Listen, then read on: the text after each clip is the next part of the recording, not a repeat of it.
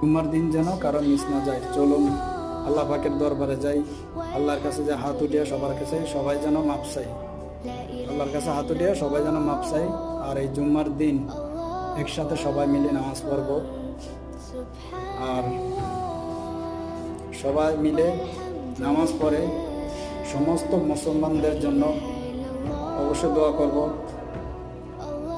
বিশেষ করে ফিলিস্তিনের ভিতরে যে সমস্ত মা বোন ভাই ছোট ছোট বাচ্চারা নির্যাতন হচ্ছে, খুন হচ্ছে, মারামারি হচ্ছে, এমনকি তাদের ঘর বাড়ি ভেঙে দেওয়া হচ্ছে, তাদের জন্য আসুন সবাই একসাথে তাদের জন্য দোয়া করি। কারণ আমরা তো ওখানে যেতে পারবো না, আর তাদের জন্য কিছু করতে পারবো না, কারণ আমরা দোয়া ছাড়া আর কিছুই করতে পারবো না।